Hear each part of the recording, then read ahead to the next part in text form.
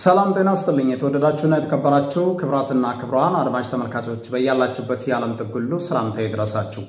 አድማጮቻችን ተመልካቾቻችን ለዛሬ ቅዳሜ ረፋድ ይመጥናቸዋል ያልኳቸው ነጫጭር የአገር ቤት መረጃዎችን ማሰማችኋለሁ። በቅድሚያ አርዕስቶቹ በትግራይ ክልል የቀጠለው ውጥረት በትላንትናው ዕለት እንግዲህ የውጭ ጉዳይ ሚኒስትር ዶክተር ጌዲዮን ጢሞቴዎስ በአዲስ አበባ ለሚገኙት የውጭ ሀገር ተወካዮች የጋዜጣዊ መግለጫ የሰጠበት ሁኔታ ነው ያለው። በዚህ ጋዜጣዊ መግለጫ ላይ አቶ ጌታቸው ረዳም ተገኝቷል። በእንግሊዝኛም መግለጫ ከአዲስ አበባ ሆነው ያወጣበት ሁኔታ ነው ያለው። እነ ደብረጽዮንም ወደ አዲስ አበባ ተጠርቷል። እነዚህንም እንግዲህ እንመለከታለን። እንዲሁም ከኤርትራ ጋር ግንኙነት አላቸው የሚል ሐሜትም ተነስቶባቸዋል። እንግዲህ የፌደራል መንግስትም እንግዲህ ዝምታውን የሰበረበት ሁኔታ ነው ያለው። ይሄንን ውንጀላ እንግዲህ ፌደራል መንግስት ነው ከኤርትራ ጋር ህዋት ግንኙነት አለው የሚል ጉዳይ ተነስቷል። በአማራ ክልል ቶክስ ይቁም የሰላም ካውንስል የሚል ጥሪ ያቀረበ ይገኛል። አንዳንድ ቦታዎች ላይ ዛሬ ሙጊያዎች እንዳሉ ተገልጿል። አንዳንድ ቦታዎች ስብሰባ ያደረጉ ለግዳጅ ልንሄድ ነው ክልሉን እናንተ ናችሁ የምትረከቡን የሚሉ ሁኔታዎችን መኖራቸው ተሰምቷል። እነዚህንና ሌሎች አጫጭር መረጃዎችን ማሰማቸዋለሁ። መልካም ሚዲያ ላይክ፣ ሼር፣ ሰብስክራይብ ያደረጋችሁ ፕሮግራሙን እንድትከታተሉ በአክብሮት ጠይቃለሁ። ቀጥታ ወደ መረጃዎች ነው ማልፈው። መረጃን የሚያስቀድምላችሁ በትግራይ ክልል የተፈጠረው ውጥረት ተከትሎ የፌደራል መንግስት ዝምታ ውስጥ እንደነበር ይታወቃል። ማምሻውን የተፈጠረውን ክስተት አዲስ አበባ ለሚገኙት ዲፕሎማቶች ጋዜጣዊ መግለጫ ሰጥቷል። የህወሓት ኃይሎች ከኤርትራ ጋር ድብቅ ግንኙነት እንዳላቸው ገልጿል። ግጭት ለመቀስቀስ ሙከራ እያደረጉ ነው ሲል ዶክተር ጌዲዮን ጢሞቴዎስ አስረድቷል። በአዲስ አበባ ትላንትና በነበረው ስብሰባ ዶክተር ጌዲዮን ጢሞቴዎስ በፕሪቶሪያ መሰረት መከናወን የነበረበት ጉዳዮች በህወሓት ምክንያት ተስተጓጉሏል ብሏል። ህዝቡ እነ ዶክተር ደብረጽዮን ወደ ስልጣን ካልተመለሱ አንመለስም ብሏል በማለት ህዝቡን ለፕሮፓጋንዳ ህወሓት እያሰማ ይገኛል የተባለው ሚኒስትሩ ሁኔታው በጥንቃቄ እየተመለከተ ነው የፌደራል መንግስት ስለ የገለጸበት ሁኔታ ነው ያለው። እነ ዶክተር ደብረጽዮን እንግዲህ እኔ ከሞትኩ ሳርዶ አይብቀል አይነት ነገር ነው። ተፈናቃዮቹ እናንተ ወደ ስልጣን ካልተመለሳችሁ በስተቀር ወደ ቤታችን አንመለስም ብሏል የሚል መልእክት ነው እንግዲህ ለፌደራል መንግስት እያቀረቡ የሚገኙት። ህወሓት ማምሻውን እንግዲህ ለአሜሪካ መገናኛ ብዙሃን በሰጠው መልስ በተለያዩ ትግራይ አካባቢዎች ህግ እያስከበርን ነው እንጂ መፈንቅለ መንግስት አይደለም ብሏል። ከዚሁ በተጨማሪ እንግዲህ ኤርትራና ኢትዮጵያ ከባድ መሳሪያዎችን ወደ ጋራ ድንበር እያስጠጉ ነው ያለው ደግሞ ሮይተርስ ነው ይሄንን መረጃ ይዞ የወጣው። እንግዲህ አሜሪካ አንዳንድ ጉዳዩ የሚመለከታቸው መፈንቅለ መንግስት አድርጋቸዋል የሚል እንቅስቃሴ ወይም ደግሞ ነገሮች ወደ ህወሓት ጥያቄ የቀረበበት ሁኔታ ነው ያለው። ህወሓት በመልሱ ህግ ማስከበር ነው እየሰራን ያለ ነው እንጂ መፈንቅለ መንግስት አይደለም የሚል መልስ ነው እየሰጠ የሚገኘው። ምናልባት እንግዲህ ለዚህ ለትግራይ ውስጥ ተኩስ ማቆምና የፕሪቶሪያ ስምምነት በጣም ከባድ ሚና የተጫወተችው አሜሪካ ነች። ሁላችሁም እንደምታውቁት ጅቡቲ ያረፈ የአሜሪካ አውሮፕላን ከጅቡቲ መቀሌ ከመቀሌ ጆሃንስበርግ ደቡብ አፍሪካ ሲመላለስ እንደነበረ ይታወቃል። ሲሄዱም በአሜሪካ አውሮፕላን ነበር የሄዱት፣ ሲመለሱም እንደዛው በእነሱ ነው። እና ማይክ ሐመር እንግዲህ በዛን ወቅት ትልቅ ሚና ነበራቸው። የፕሪቶሪያውን ስምምነት ሙሉ በሙሉ እጃቸውን አስገብቶ በዛ ደረጃ ተኩስ እንዲቆም ያደረጉት አንዱ እነሱ ናቸው።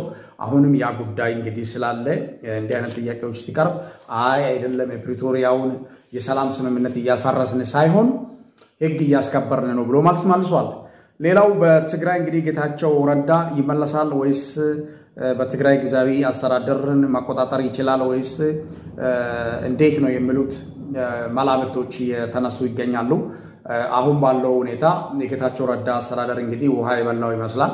ምክንያቱም ሬዲዮ ጣቢያዎችንም ሁሉ ተቆጣጥረዋል። አንዳንድ ቦታዎችን በአቶ ጌታቸው ረዳ የተሾሙትን ተሿሚዎችን ከቦታ አንስቷል።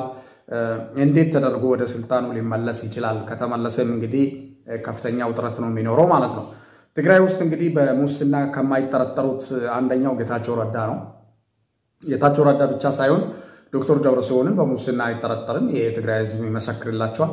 የፌደራል መንግስት ነኝ የሚለውም ያቃል ጌታቸው ረዳ ሙስና ውስጥ እንደሌሉ ዶክተር ደብረጽዮንም ባዶ ናቸው እነዚህ ሰዎች ቢወጡ ራቆታቸው ነው የሚወጡ እንደሌላው ፎቅ ሰርቶ ያከራዩ አይደለም ፎቅ አልሸጡም ቤት አልሸጡም በሌላ ወርቅ ስራ ላይ አልተሰማሩም ባዶ ናቸው ፖለቲካ ብቻ ይዘው ነው እነሱ የሚንቀሳቀሱት ማለት ነው ሌላው የደብረጽዮን ቡድን ስልጣን ሲቆጣጠሩ እንግዲህ ከተቆጣጠሩ በርካታ ባለስልጣናት ትግራይ ለቆ ይወጣሉ የቆም እስረኛ የሚሆኑ አሉ ክፍፍሉም በዛው ልክ የከፋ ይሆናል ምናልባት ነገታቸው አሰፋ የአብይ አህመድ የዱሮ አለቃው የነበረው ነገሮችን ሊያመቻች ይችላል ችሎታም ስላለው አንዳንድ ተቃዋሚ ፓርቲዎችን ወደፊት የማምጣት ግማሽ እንኳን ተቃዋሚ ፓርቲዎችን ወደፊት የማምጣትና ተሳታፊ በማድረግ ትግራይ ውስጥ በተለያዩ ቦታዎች ላይ የሚፈነዱ ፖለቲካዎችን ኮላፕስ እንዲሆኑ የማድረግ ስራ ሊሰሩ ይችላሉ በዚህ ተካኔ ነው ጌታቸው አሰፋ ይሄ ስራ ከሰራ ትግራይ ወደ ቀድሞ ልትመለስ ትችላለች ማለት ነው ካልሆነ ግን ከፍተኛ ክፍፍል የሚፈጠርባትና ሰዎች ግድያም የሚፈጸምበት ክልል ሆኖ ይቀጥላል ማለት ነው ሌላው በአማራ ክልል 2 ዓመት ሊሞላው ጥቂት ወራት የቀረው ጦርነት ውጤት አልባ በመሆኑ የፌደራል መንግስት በሰላም ኮሚሽን በኩል የቶክስ ማቆም ስራ ይሰራያል ጥሪ ያደረገ ይገኛል ፋኖቹ እንደማይቀበሉ ያሳወቁ ይገኛሉ አገዛዙ ክልሉን ለቆ ይውጣ ከዛ በኋላ የዓለም አቀፍ ማህበረሰብ የአማራን ህዝብ ጥያቄ ተረድቶ እንነጋገራለን የሚል መልስ እየሰጡ ይገኛሉ አሁን እንግዲህ ከ10 ሰው ጋር ስትጣላ ከ5ቱ ጋር አውቄ ታረቅ የሚባል አይነት ነገር ያለ ይመስለናል የፌደራል መንግስት የባህር በር ካላገኘው ሞቼ ይገኛል ነው የሚለው አሰብ ላይ የሚያደርገው ውጊያ በቴክኖሎጂ ነው በድሮን ነው ብሎ ብልም እግረኛ ወሳኝ ሲሆን የአማራ ህዝብ ያለለበት ጦርነት ደግሞ ውጤት አልባ ስለሚያደርገው ይሄን ነገር ስለሚያውቅ የፋኖ ኃይሎችን አገር ተወራለች ብሎ በጎን ለማሰለፍ መከላከያን ከክልሉ ውስጥ ሊስብ ይችላል የሚሉ በርካቶች ሐሳባቸውን ሰጥቷል ከዚህ ውጪ ደግሞ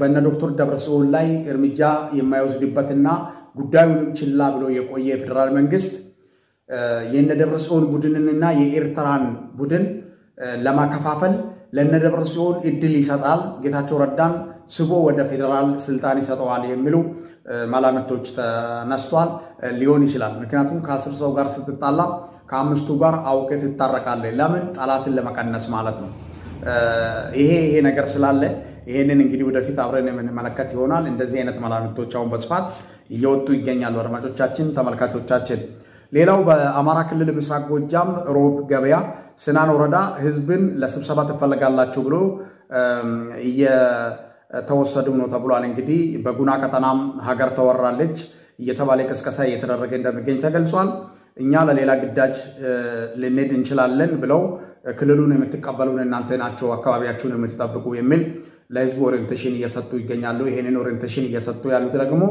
የመከላከያ አመራሮች ናቸው ተብሏል በፍኖተ ሰላም አቅራቢያ ማንኩሳ ወጣ ብሎ ፍልቁ በተባለው ቦታ ውጊያ ሲደረግ ውሏል ትላንትና በደሴ ዙሪያም 023 ቀበሌ 245 ትላንት ውጊያ ሲደረግ ነበር ተብሏል ወልዲያም መርጦ በተባለው ቦታም ውጊያ እንደነበር ተገልጿል ዛሬም ውጥረት እንዳለ የመረጃ ምንጮች ከቦታው መረጃን አድርሶናል አድማጮቻችን ተመልካቾቻችን እንግዲህ በአገራችን ኢትዮጵያ ያለው ፖለቲካ አስተላለፋው ውጥረት የነገሰበት ሁኔታ ነው ያለው ለምስራቅ አፍሪካ አካባቢ እንዳጠቃላይ ሱዳን ውስጥም ከባድ ውጊያ ነው እየተደረገ ያለው ሱዳን በቅርብ ጊዜ ካርቱምን ይቆጣጠራሉ ድል እየቀናኝ ነው ያለች ትገኛለች ሱዳንም እንግዲህ ጦርነቱን ያጋባደድኩ ነው መስዋዕትነት ቢከፈልም የፈጠኑ ደራሾችን ዋና ጣቢያዎችን በብዛት መትቻለው የምትልበት ሁኔታ ነው ያለው አድማጮቻችን ተመልካቾቻችን ኤርትራም እንግዲህ ወደ ድንበር ኃይል ያስጠጋች ነው የሚሉ መረጃዎች እየወጡ ይገኛሉ በነገራችን ላይ እንግዲህ ኤርትራ በአልጀርሱ ስምምነት የተሰጣት መሬት ላይ ነው ሰራዊት ብታስጠጋም የምታስጠጋ እንጂ በውጭ ጉዳይ ሚኒስትሯ በኩል መልስ ሰጥታለች የኢትዮጵያን መሬት ስንዝር አልገባንም በራሳችን መሬት ላይ ነው ያለነው ነው ይያሉ የሚገኙት የፌደራል መንግስት በአልጀርሱ ስምምነት የተሰጣቸው ቦታ ላይ እንዳሉ ያቃሉ የትግራይ ኃይሎች ደግሞ ይሄንን የአልጀርሱን ስምምነት ስለማይቀበሉና ስለማይፈልጉ መሬታችን ተወሯል ነው ይያሉ ያሉት እዚህ ላይ ነው እንግዲህ የተለያዩት ግንኙነታቸው የተቋረጠው እዚህ ላይ ነው ኤርትራ በአልጀርሱ ስምምነት የተሰጠኝን ቦታ ላይ ነው ያስኩኝ ነው የምትለው የትግራይ ኃይሎች ደግሞ ይሄንን የአልጀርሱ ስምምነት ማስማትም አንፈልግም የለንበትም ነው የሚሉ የፌደራል መንግስት ግን ይሄንን ያቃል ትግራይንም ሲወጉ ጦርነቱ ሲነሳ ኤርትራ ያንን መሬት ያዘች በግርግር ከትግራይ ውስጥ ሰራዊትን ስባ ስትወጣ ወደ አስመራ አይደለም ሄዱት እዛ አካባቢ ላይ ነው ያረፉት ይሄ ነው ጫውታው ስለዚህ በአልጀርሱ ስምምነት ከተስማማ ዛሬ ምን ተገኝቶ ነው በአዲስ መልክ ቁርሾ ሊነሳ ይቻላል ወይም ደግሞ ቁስሉ ሊያመረክዝ ይቻላል ምን ነክቶት ነው የሚለው ነው እንግዲህ አሰብ ነው ምናልባት የአሰብ ጦርነት ይነሳል በያላስበኔ በራሴ እይታ የአሰብ ጦርነት የሚነሳ ከሆነ ከባድ ጦርነት ነው የሚሆነው ይነሳል ብለን አናስብም ምክንያቱም ኢትዮጵያም አሁን ባለው አስተላለፍ አሰብን በአፈሙዝ ወስዳ ነገስ ምን ልታደርግ ነው የሚለው ራሱ ሌላ አንድ ጥያቄ ነው ኢትዮጵያ ትልቅ ሀገር ነች ታላቅ ሀገር ነች የባህር በር ያስፈልጋታል በዲፕሎማሲና በስምምነትና በሁለንተናማይ ላይ ተመሰረተ ስራ ነው መሰረት ያለበት እንጂ ድሮን አምርቻለሁ ጥይት ፋብሪካ ከፍቻለሁ ተብሎ ብቻ በአፈሙዝ የሚከደው ጉዳይ ውጤት አልባ ነው የሚያደርገን ተቀባይነት የለውም ይሄንን አንቀበልም አድማጮቻችን ተመልካቾቻችን የነበሩ መረጃዎች እነዚህን ይመስሉ ነበር በተመሳሳይ ፕሮግራምና መርሃ ግብር እስከምንገናኝ መልካም ጊዜ እንደሆነላችሁ እመኛለሁ ባሮ ሚዲያን ሰብስክራይብ ያደረጋችሁ ፕሮግራም